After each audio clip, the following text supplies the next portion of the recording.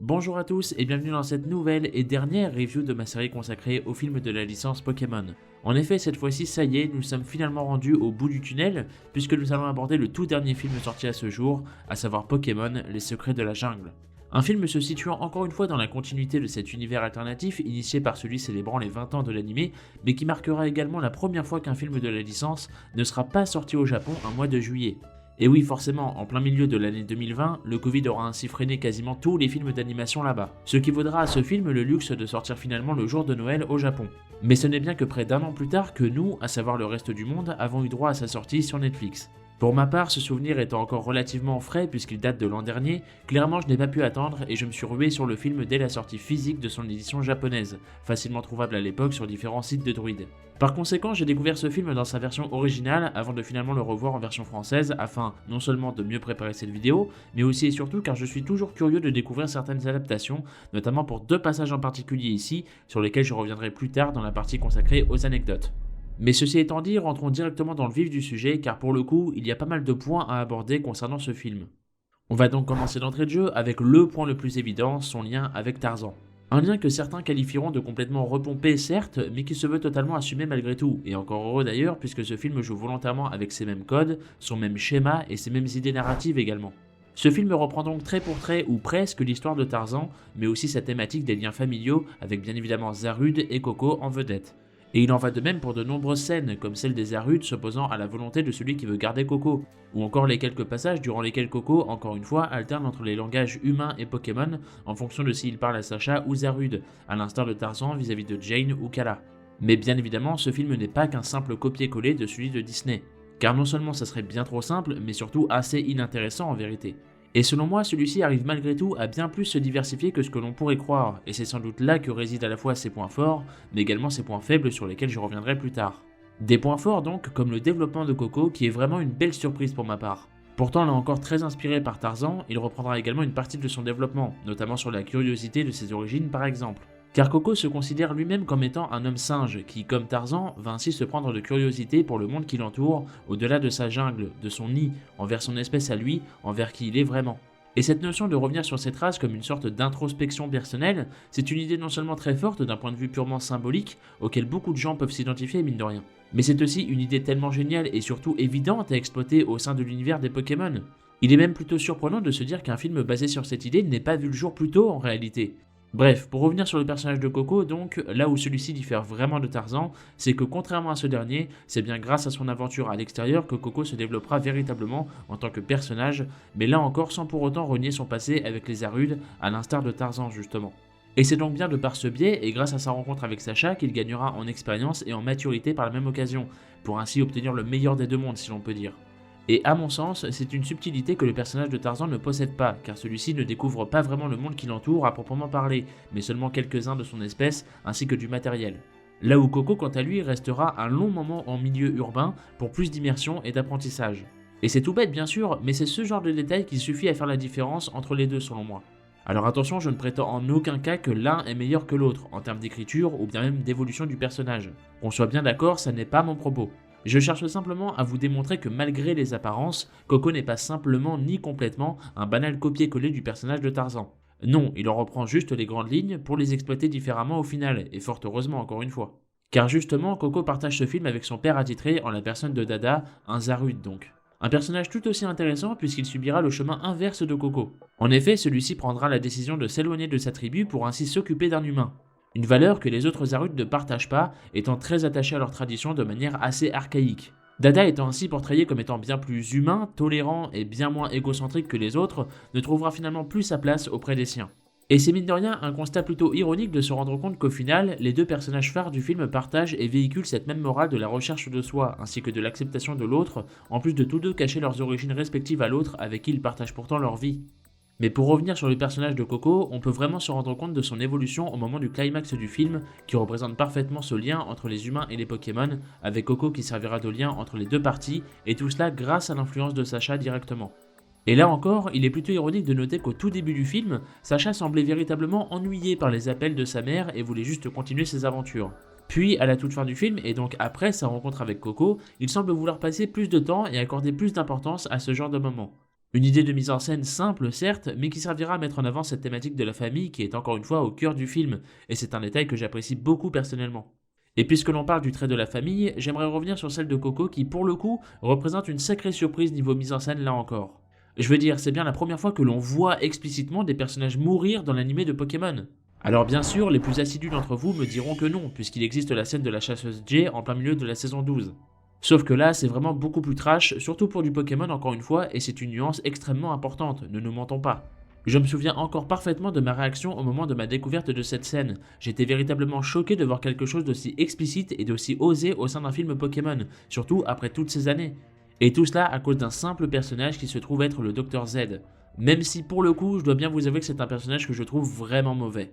Alors certes, il apporte avec lui cette fameuse séquence justement, qui restera comme l'une des plus grosses surprises de tout l'anime selon moi. Mais non seulement dès sa première apparition, tu devines très facilement que c'est bien lui l'antagoniste du film, mais en plus, celui-ci représente le cliché ultime du savant fou poussé à l'extrême, ce qui en soi n'est pas forcément une mauvaise chose, attention. Mais forcément, le personnage perdra davantage en écriture tellement il est extrémiste, en plus d'être bien trop mis en avant pour si peu à mon sens. Car c'est un point que les deux précédents films se déroulant au sein de ce même univers alternatif n'avaient pas et qui fonctionnait bien mieux grâce à cela, à savoir des méchants. Alors oui, il y a Corix dans le film 20, certes, mais celui-ci représente plus un rival qu'un véritable antagoniste à proprement parler. Et selon moi, les deux précédents films fonctionnaient bien mieux également car on n'avait pas besoin de recourir à la présence d'un antagoniste pour y instaurer des menaces, ce qui offrait ainsi plus d'originalité et de diversité. Bref, pour moi le Dr Z représente tout ce que je n'aime pas voir chez un antagoniste, une mise en avant trop forcée pour une écriture bien trop pauvre, avec en plus la présence de machines toutes plus incohérentes les unes que les autres, autant dans leur esthétique que dans leur capacité complètement abusée. On pourra également noter la réaction extrêmement pauvre des autres scientifiques au moment de la révélation de la mort absolument horrible des parents de Coco, qui sont juste un peu surpris pendant environ 5 secondes. Vous l'aurez évidemment compris, c'est l'exemple parfait à mon sens d'une exécution plus que ridicule, malgré encore une fois des idées qui auraient pu aboutir à quelque chose de bien meilleur, j'en suis convaincu. Mais justement, tant que j'y suis, continuons sur la lignée des points qui fâchent selon moi. Prenons dans un premier temps le cas de la Team Rocket. Je me souviens que lors de mon premier visionnage du film, et vu à quel point ce dernier semblait bien insister sur leur mise en avant pour une fois, j'étais persuadé que ce serait eux qui découvriraient le passé de Coco, afin que nous, en tant que spectateurs, soyons au courant avant même les héros. C'est un procédé assez récurrent dans certaines œuvres et je pense très clairement que ça aurait pu leur ajouter une présence et une utilité non négligeables au sein du film. Sauf qu'au final, quasiment tous les plans où ils sont sur le devant de la scène n'aboutissent à rien sauf à la mise en avant de Nigosier, qui lui-même n'aura servi à rien hormis de la comédie. Et c'est tellement dommage je trouve, car imaginez seulement si la Team Rocket avait découvert le passé de Coco et en aurait ensuite informé les héros. Ou bien tenté d'arrêter Z car c'était trop extrême pour eux en s'alliant aux héros comme lors du deuxième film par exemple. Ou alors ils auraient pu au moins capturer Nigosier, histoire que tout cet aspect comédie aboutisse au moins à quelque chose. Surtout que nous sommes dans un univers alternatif, donc ça n'est pas bien grave d'y inclure une capture, au contraire même. Mais il y a aussi la scène finale de la séparation entre Sacha et Coco qui m'a pas mal frustré pour le coup. Parce que j'aime beaucoup l'idée que Coco veuille prendre son indépendance et qu'il décide de quitter la jungle à cet effet. C'est une finalité aussi belle que logique selon moi. Cependant, Coco a déjà énormément de mal à se faire comprendre des humains, alors la suite logique aurait été justement de voyager quelque temps avec Sacha, non seulement pour mieux se familiariser avec les hommes, mais aussi et surtout car Sacha est le principal élément déclencheur de cette envie d'indépendance chez le personnage de Coco. Et même si je comprends très bien l'idée que c'est à lui d'être indépendant, de réussir à trouver sa voie seul et sans être accompagné, sachant qu'il l'a toujours été jusqu'ici, d'autant plus qu'il veut clairement s'inspirer de Sacha qui lui reste seul et qui semble très épanoui comme il est. Même si je comprends cette idée donc, je trouve malgré tout cela vraiment dommage de n'avoir aucune image, quelques bribes ou quoi que ce soit du genre dans le générique de fin qui nous montrerait le voyage de Coco. Car j'ai déjà évoqué cela dans mes reviews des précédents films, mais les génériques de fin servent également à montrer le voyage, ou dans une moindre mesure à faire passer un message, une idée, une envie de narration quelconque. Comme celui du 9e film avec Flora qui reste en retrait afin d'exprimer son deuil de sa relation avec Manafi par exemple. Mais là non, le générique de fin de ce film ne montre rien à part encore et toujours Nigosier qui danse pendant 5 longues minutes et c'est vraiment un énorme point noir selon moi. Mais pour revenir une dernière fois sur cette idée de Coco qui rejoindrait Sacha à la fin du film, je dois avouer que j'y croyais également pour une raison assez simple, à savoir le fait que Pikachu donne un surnom à Coco. Car au cas où vous ne l'auriez pas remarqué, Pikachu ne donne que rarement des surnoms, car ces derniers servent généralement à souligner l'importance d'une relation. Pour vous donner quelques exemples assez évidents, lorsque Pikachu parle à ou de Sacha, il dira Pikapi, comme pour dire Satoshi, son nom japonais. Ou encore Pipipi pour Togepi, un exemple que vous aurez sans doute bien plus remarqué je suppose. Et pour Coco dans ce film, Pikachu l'appelle simplement Pipi. Alors oui c'est tout bête et je l'assume complètement, mais ce simple petit détail aura quand même suffi à faire pencher la balance de mon côté pour ainsi vraiment croire à cette alchimie qui aurait pu aboutir sur un voyage en duo dans l'idée. Mais dans tous les cas, je continue malgré tout de penser qu'il y avait clairement plus de choses à faire avec le personnage de Coco par la suite, comme par exemple une rencontre entre les deux plus tard au sein de l'anime principal. Et même si eux, canoniquement parlant, ne se connaîtraient pas au sein de cet univers, nous en tant que fans qui avons assisté à leur histoire, je sais que personnellement j'aurais adoré l'idée d'une petite réunion de la sorte entre les deux, qui aurait justement permis de jouer sur l'ambiguïté créée par l'univers alternatif des films en plus. Et enfin, d'un point de vue purement réalisation technique, je trouve mine de rien ce film plutôt surprenant. J'entends par là qu'à cause du Covid donc, le film a eu 6 mois supplémentaires pour être possiblement retravaillé, mais surtout pour peaufiner certains aspects. Et attention, le film est très loin d'être laid, ne me faites pas dire ce que je n'ai pas dit. Au contraire même, je trouve les décors de celui-ci bien plus détaillés qu'à l'habitude, ce qui est clairement un régal pour les yeux sur certains plans. Cependant, je trouve malgré tout que ce film ne possède pas beaucoup de séquences vraiment bien animées, je dirais que c'est plutôt dans la même moyenne que d'habitude à ce niveau-là. Mais surtout, il y a des scènes qui étaient présentes dans les trailers du film qui ne sont finalement pas présentes dans le rendu final, alors qu'elles étaient plus impressionnantes en termes d'animation pure justement. Ou encore une fois le générique de fin qui ne contient absolument rien d'autre qu'une animation de 2 Pokémon qui dansent en loop pendant 5 longues minutes. Hormis les décors donc, ce film ne paraît finalement pas si éloigné des autres d'un point de vue purement technique, alors qu'il a quand même bénéficié de 6 mois supplémentaires sur la moitié d'une année, ce qui est tout bonnement énorme. Alors bien sûr, ça n'excuse pas tout.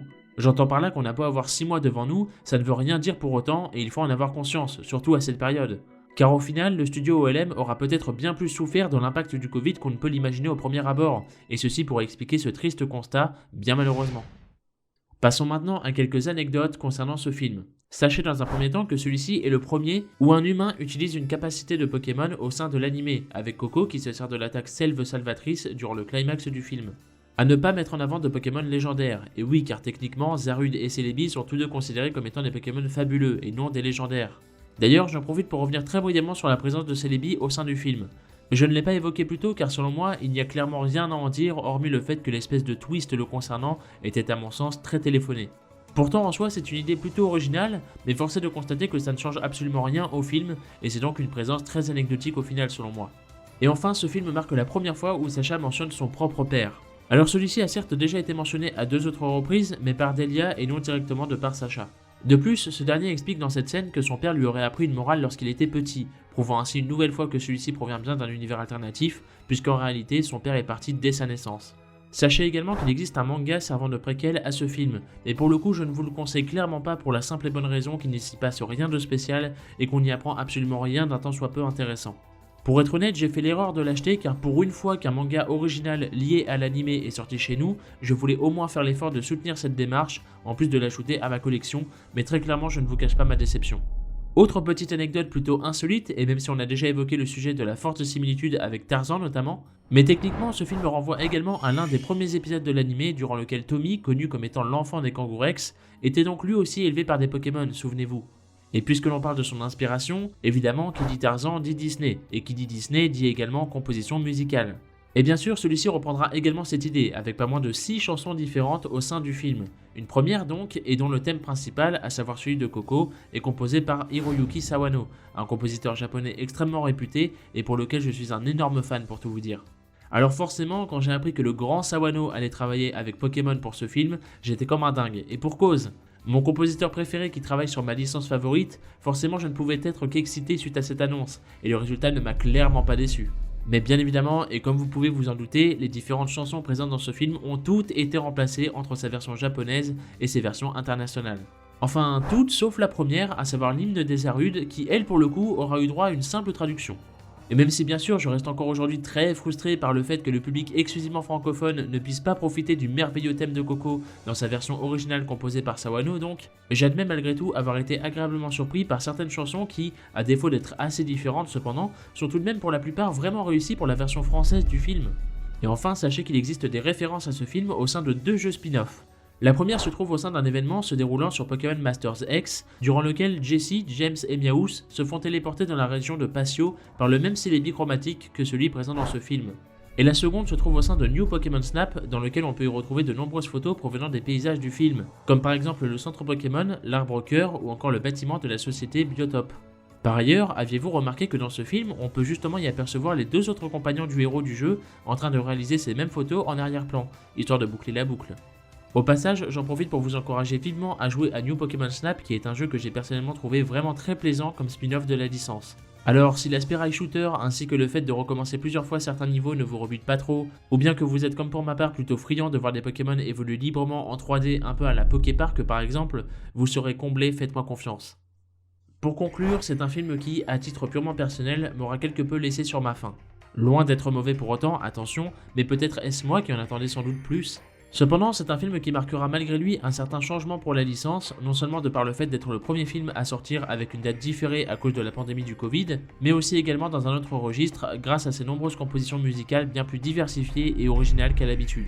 Il est également important de préciser selon moi qu'il s'agit là du dernier film annuel en date que nous ayons eu, marquant ainsi une certaine cassure puisque nous n'avons pas eu de film ni en 2021 et nous n'en aurons visiblement pas non plus cette année en 2022. Maintenant, il faut bien comprendre que depuis 2016, marquant ainsi l'année du 20e anniversaire de l'anime, la lignée des longs métrages a volontairement décidé de se déconnecter complètement de la série principale. Un choix plutôt risqué certes, et surtout assez surprenant, mais qui aura ainsi résulté sur un énorme vent de fraîcheur pour la franchise. Alors bien sûr, certaines étapes sur ce nouveau parcours seront certainement considérées comme des échecs pour certains, mais il faut bien garder en tête que ce sont avant tout des expériences et que visiblement, le studio OLM en charge de l'anime s'amuse à essayer de nouvelles choses, un constat que tout le monde leur reprochait justement d'éviter depuis de trop nombreuses années maintenant. Car quand on y pense, ça crève les yeux. On a eu droit à un premier film qui est littéralement un reboot de la série principale, puis un autre exclusivement centré sur le développement de ses personnages, possédant une ambiance globale très caractéristique des Ghibli dans l'idée. Ensuite, on nous propose un remake intégral en 3D du tout premier film, pour finalement conclure avec un autre film s'inspirant fortement de l'un des Disney les plus cultes. Et que l'on aime ou pas ces derniers films n'est pas vraiment la question ici, mais personnellement je pense que c'est une très bonne chose, non seulement pour nous en tant que fans de longue date d'assister à un tel changement aussi drastique après toutes ces années, mais aussi afin de tenter d'aborder un nouveau public, qui serait éventuellement issu soit d'une nouvelle génération de fans, soit tout simplement beaucoup moins familier avec la série principale, auquel cas Sacha servirait malgré tout de repère visuel à l'univers de Pokémon, afin d'éviter à ce nouveau public d'être complètement perdu justement. D'ailleurs, je serais franchement très curieux de savoir si parmi vous, il y en a qui ont vu les différents films de la licence sans pour autant avoir vu les différentes générations de l'anime en parallèle. Alors bien sûr, je me doute que vous êtes très nombreux dans ce cas-là, je ne suis clairement pas si naïf. Mais j'aimerais beaucoup que vous nous fassiez part de vos retours, car j'imagine que ça doit être un ressenti tellement différent à chaque fois, ne serait-ce qu'en voyant l'évolution des équipes des héros par exemple. Bref, cette vidéo touche à sa fin et marque également la fin d'un cycle très effréné pour ma part. Mais bien sûr, vous pourrez compter sur moi pour revenir vous faire part de mes différents avis sur les prochains films. Enfin, si jamais de nouveaux films se décident à sortir un jour. Vous savez, la communauté se pose beaucoup de questions depuis ce 23e film, car nous venons récemment de passer le cap des 25 ans de l'anime, et pourtant nous n'avons toujours aucune annonce d'un prochain long métrage qui pointerait le bout de son nez pour l'occasion. Mais alors, pour quelle raison? Serait-ce pour un autre projet dans l'ombre? Ou bien même un nouveau film déjà en préparation qui serait prévu dès l'arrivée imminente de la 9e génération qui approche à grands pas, auquel cas ils auraient ainsi consacré 2 années entières pour réaliser quelque chose de grandiose d'un point de vue technique? Ou alors, est-ce pour marquer le fait que Sacha va potentiellement bientôt tirer sa révérence de l'anime principal, pour ainsi faire place à de nouveaux héros, voire même de nouveaux projets par la même occasion? Bien entendu, et je le précise au cas où, à l'heure actuelle tout cela n'est que fabulation et nous n'avons absolument aucune information sur quoi que ce soit. Par conséquent, seul le temps nous le dira, et encore une fois, vous pourrez compter sur moi pour revenir vous faire part de mes retours à ce moment-là.